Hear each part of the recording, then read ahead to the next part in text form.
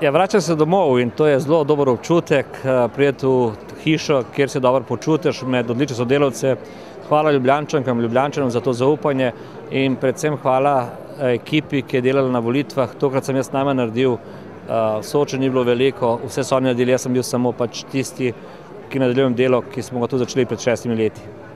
To bom zelo dobro usklajeval, namreč ostajam predsednik Pozitivne Slovenije. Naša stranka je zmagala na naslednjih volitvah, na naslednjih volitvah želimo še več glasov dobiti in sedaj je poteza, da naredimo povsod lokalne odbore in tega se bomo lotili. In kar pomeni, da dopoldne sem pač župan, popoldne, vikende bom pa delal na strankarskih obveznostih in strankarskih odborih po celi Sloveniji. Ne, jaz sem povedal že na začetku, da mene zanima mesto predsednika vlade oziroma župana, tisto, kar je moja funkcija, izvršilna funkcija in mislim, da to zelo dobro obvladam, tudi očitno Ljubljančani menijo.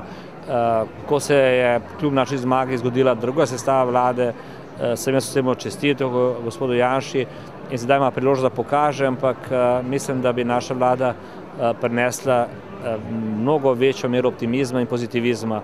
In sedaj je tudi v Ljubljani ta priložnost, da delo nadaljujemo tam, kjer smo nehali pred 4 meseci. Ne, ostajamo v parlamentu, dokler ne bojo uradni izidi, se pravi, to bo še najmanj 3 tedne in dokler ne bo tudi seja mestnega sveta, ki me bo ponovno formalno potrdila za župana.